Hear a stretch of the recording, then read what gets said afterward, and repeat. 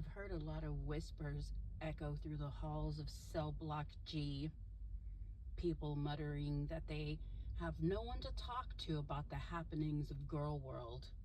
If they wanted to rope someone in, where would they even begin? That's a good question. I'm asking myself this as I sit on my break in the prison yard, watching shadows crawl across the razor wire. I don't really watch reality shows. I don't watch much outside of horror flicks, interrogation tapes, parole board hearings, and the occasional reactor dissecting girl world content like a coroner with a fresh one. Girl world is my vice. One could say it's my forbidden fruit. It's a dumpster fire burning in the darkest corner of the internet, and I can't look away, as if I'd even want to. It satisfies the petty part of me, the part that would rather haunt the halls than haunt real people. I've always worked jobs that demand empathy and compassion, finding resources for lost souls. But there's another side of me, a side that thrives in the shadows, a side that's petty and unforgiving when it comes to certain behaviors. That's where Girl World comes in. If you didn't know better, you'd think we were mocking these creatures because they're large. That's not true. If these bloopies were kind, I'd have nothing to say. But they're not kind. They're monsters in human skin. Let's start with the queen of the cell block, Bloopy Lynn Bloop. When I first stumbled upon her, she seemed quite sweet. Quirky, silly, like the girl next door who might bake cookies for the warden.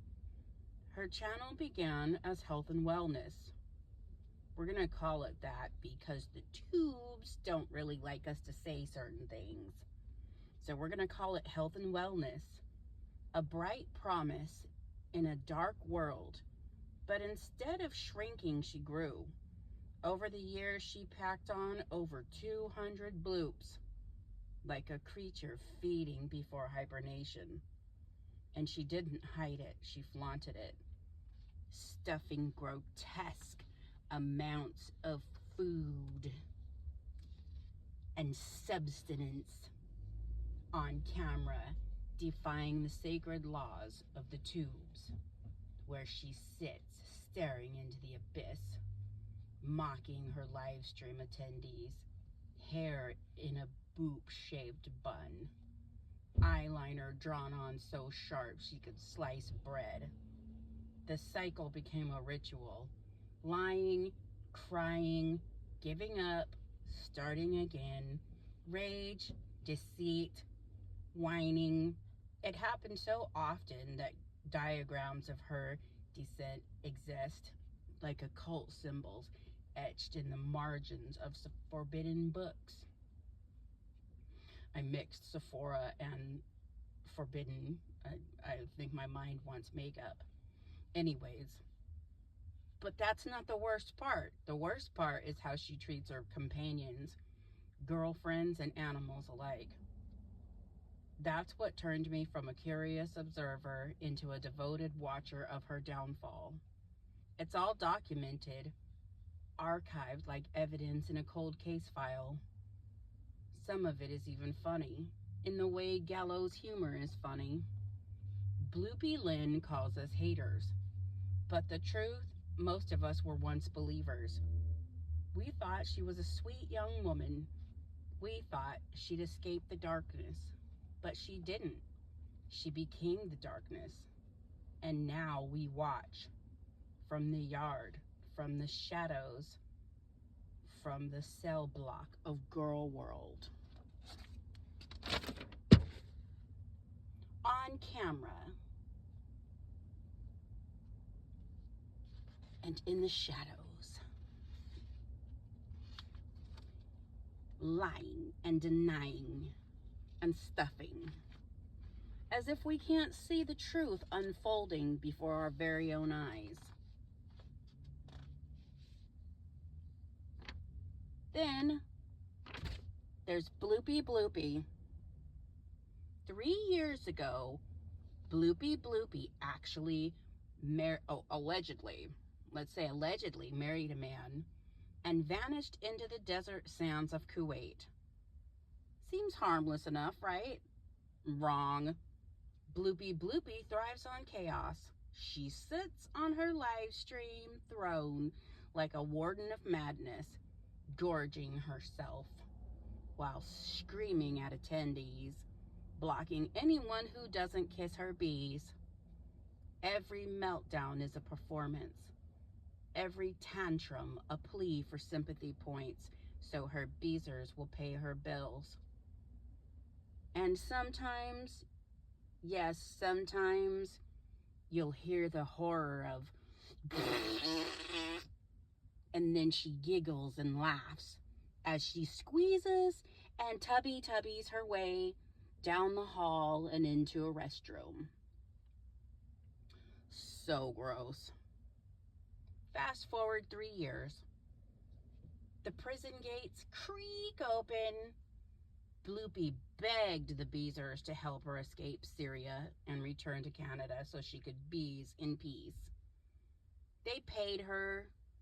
Now she's back, crying daily, setting the stage for her next act, crawling back to her husband if she can find a way to make him feel sorry enough to take her back. The cycle never ends. It's a horror show with no credits, no mercy, and no exit. Welcome to Gorlworld Prison, where the screams echo through live streams. The lies drip like melted ice cream from the walls, and every cell holds a story darker than the last.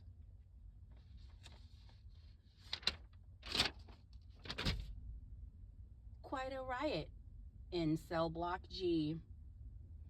It started like any other day in Gorlworld Prison.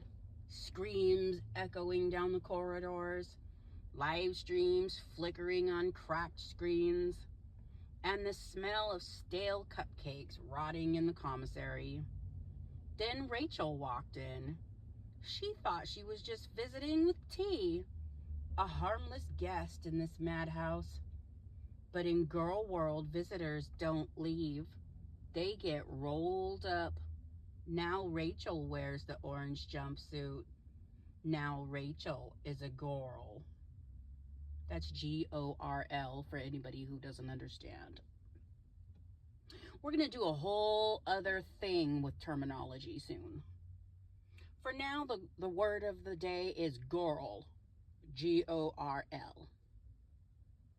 But before Rachel's fall, there was Tommy, better known as Tomalee. We're going to call her Tomalee. She was introduced to us as Tomalee. And that's what we're going to stick to, because I don't want to spend another decade of my life going in and out of court for something stupid. So let's keep it moving with Tomalee. Tomalee isn't just an inmate. She's an architect of chaos. In some circles, they call her an excess nutritioner. You won't find that term in any dictionary, but trust me, it exists. An excess nutritioner has a singular goal: take a cupcake and turn it into a 7-layer wedding cake. But the cake we're talking about isn't dessert. It's human flesh. Tomalee worships transformation. She loves humans that resemble caterpillars, grubs, sea creatures, anything that writhes and grows. It's all about building, creating a monster of epic proportions. Tomalee used Rachel as a pawn to get back at Bloopy Lynn, the queen of Cell Block G. It was supposed to be revenge. Instead, it became a riot, a horror show, a dumpster fire that we're all watching from the shadows, grinning like demons, and this is only the beginning. Phase 1 of getting a newbie engrossed in Gorlworld. While on a long, boring car ride, listen to your favorite reactor. The reactors sound crazier than they look. That's how I caught my fish. And that's how you're going to catch yours. Good luck.